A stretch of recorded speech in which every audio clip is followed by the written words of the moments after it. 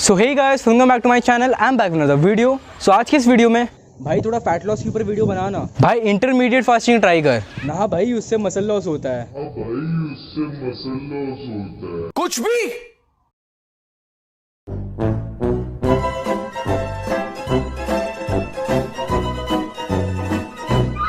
अच्छा रुक, आज हम लोग इसी के ऊपर बात करते हैं, इंटरमीडिएट फास्टिंग। सो आपको क्या लगता है कि इंटरमीडिएट फास्टिंग से फैट लॉस होता है या फिर मसल लॉस? सो आज की इस वीडियो में हम लोग देखेंगे कि क्या सच्चाई है और क्या झूठ। तो आज की इस वीडियो में हम लोग क्या क्या पॉइंट्स कवर करेंगे। Healing mechanism of human body, ये बहुत ही ज़्यादा इंपॉर्टेंट पॉइंट है अगर आपको इंटरमीडिएट फास्टिंग को समझना है। फिर हम लोग बात करेंगे मिथ्स अबाउट इंटरमीडिएट फास्टिंग।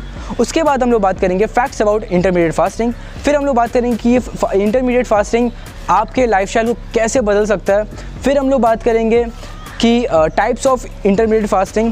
फिर हम लोग बात करेंगे कि किन किन लोगों को और किस सिचुएशन में आपको इंटरमीडिएट फास्टिंग को अवॉइड करना चाहिए। और लास्ट में कंक्लूजन में मैं आपको बताऊंगा मेरा ओपिनियन और क्या मैं इसे यूज़ करता हूं। सो अगर आपको इन सारे क्वेश्चंस का आंसर जानना है तो आपको मेरे साथ इस वीडियो में लास्ट तक बने रहना होगा।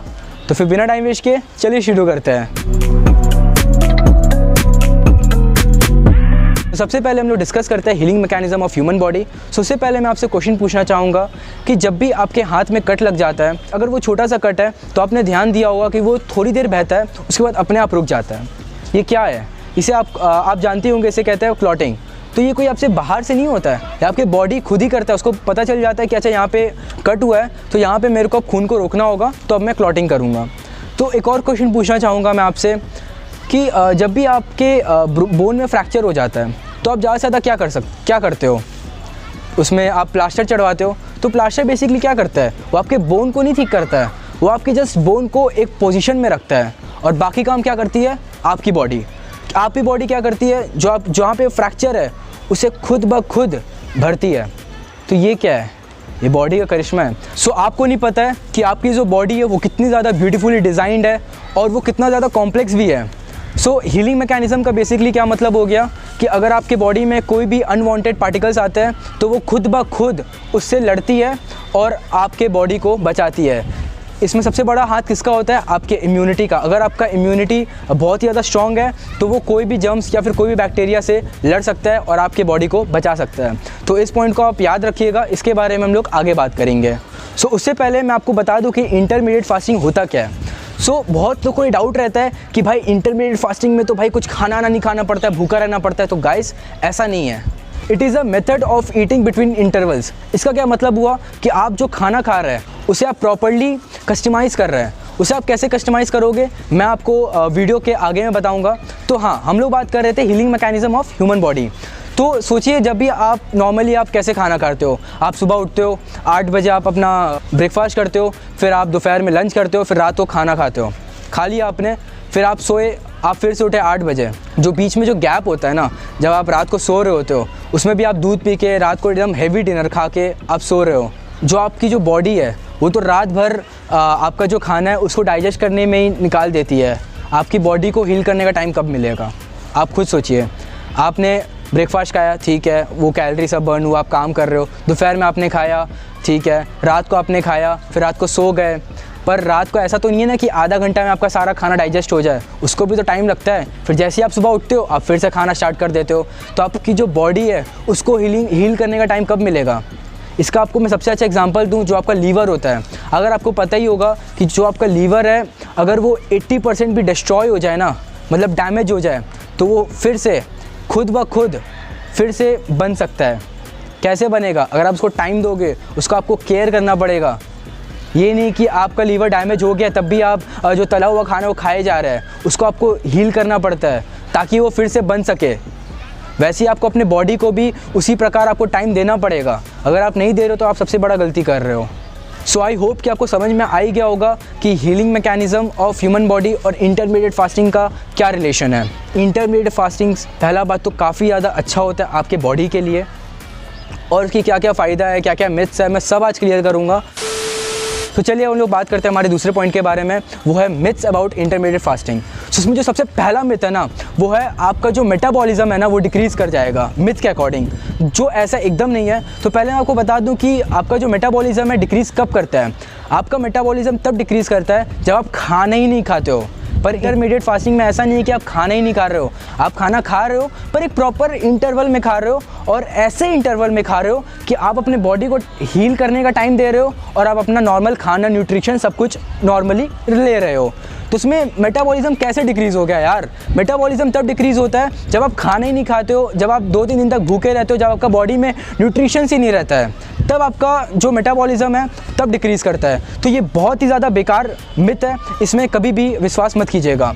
अब अगर हम लोग बात करें दूसरे चीज़ के बारे में, तो वो है कि अगर आप इंटरमीडिएट फास्टिंग को प्रैक्टिस करोगे तो जो आपका मसल लॉस हो जाएगा। अब भाई इसका क्या मतलब हुआ कि यार मसल लॉस कैसे हो सकता है? तो आपने पहले एक चीज़ समझ लो कि फ़ैट आपके बॉडी में क्यों बनता है, क्यों बॉडी स्टोर करती है फ़ैट को। वैसे तो ये बहुत बड़ा वास्ट टॉपिक है, तो पर मैं आपको अगर एकदम मतलब छोटे में समझाऊं तो जो आपकी जो बॉडी है, जब आप खाना खाए, कार्ब्स वगैरह लिया, तो अब बॉडी क्या सोचती है, ठीक है मुझे इतना काम था, मैंने रख लिया, अब मैं इसे स्टोर करूँगा, तो वो कैसे स्टोर करता है? In the form of fat. तो इंटरमीडिएट फास्टिंग से आपका फ़ैट लॉस कैसे होता है आप समझ ही गए होंगे। जब आप खाना नहीं खा रहे हो, हाँ एक प्रॉपर इंटरवल में, ये ध्यान रखिएगा, एक प्रॉपर इंटरवल में जब आप खाना नहीं खा रहे हो तब आपकी बॉडी को न्यूट्रिशन की ज़रूरत पड़ेगी। तो वो कहाँ से लेगी भाई? आपके फ़ैट से ही लेगी ना।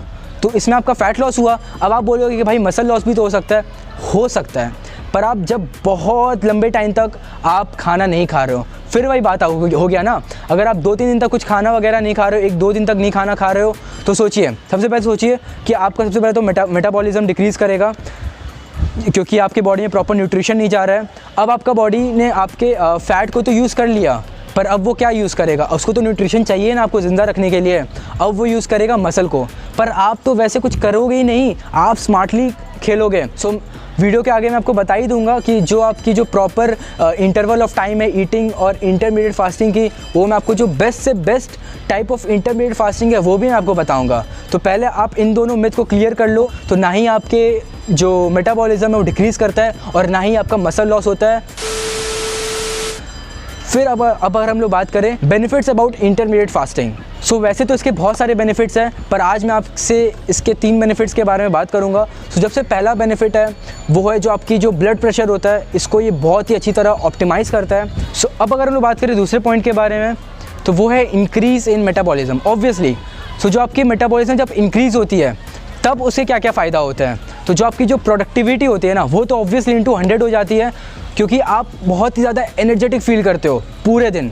तो इसीलिए आपको इंटरमीडिएट फास्टिंग ज़रूर प्रैक्टिस करना चाहिए। सो अब अगर हम लोग बात करें तीसरे बेनिफिट के बारे में, तो वो है removal of toxin from the body. Obviously जब आप अपने बॉडी को टाइम दे रहे हो हील करने का, तो वो जितने भी जर्म्स होते हैं, जितने भी हार्मफुल बैक्टीरिया होते हैं, उसे वो आपकी जो बॉडी फ्लश आउट कर देती है।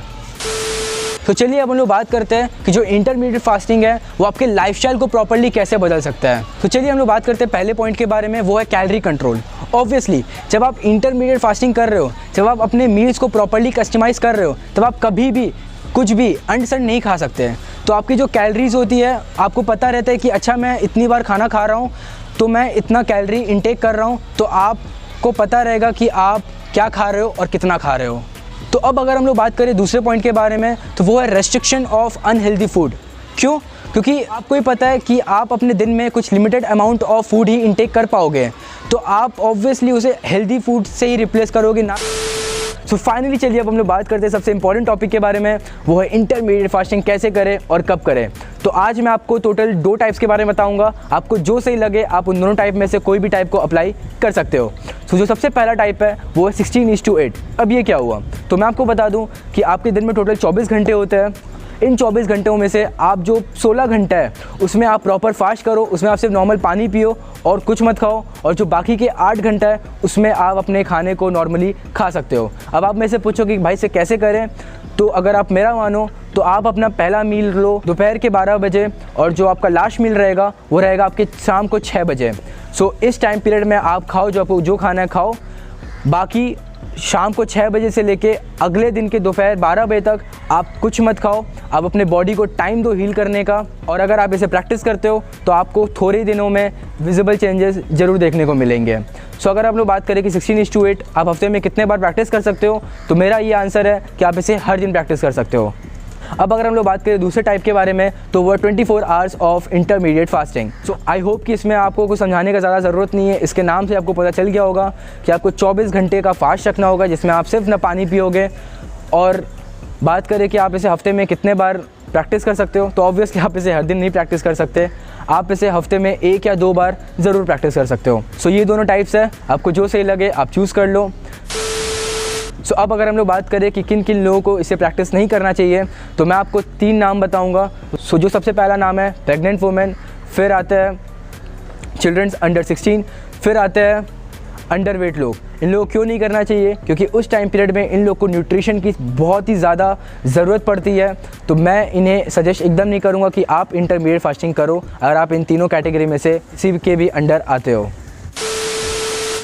तो अब अगर हम लोग बात करें कंक्लूजन की, मेरे ओपिनियन की, सो अगर आप एक फ़िट इंसान हो, अगर आप 16 ईयर्स से ऊपर हो, तो आप इसे ज़रूर अप्लाई करो। और अगर बात करें मैं इसे कैसे अप्लाई करता हूँ, तो मैं यूज़ करता हूँ 16:8, क्योंकि मैं 24 घंटा का व्रत नहीं रख सकता।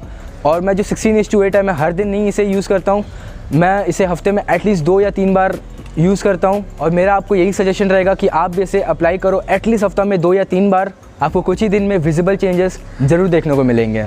सो आई होप कि आपके सारे डाउट्स क्लियर हो गए हैं। और अगर आपको अभी भी कोई डाउट है, तो आपके लिए कमेंट सेक्शन खुला हुआ है, मैं आपके कमेंट का ज़रूर से ज़रूर रिप्लाई करूँगा। और अगर आपको ये वीडियो अच्छा लगा हो, आपको ये वीडियो थोड़ा सा भी इन्फॉर्मेटिव लगा है, तो kindly subscribe to my channel to support me. So with that note, आज इस वीडियो करते हैं हम लोग समाप्त। फिर हम लोग मिलेंगे दूसरे वीडियो में। तो तब तक के लिए bye, take care and stay fit.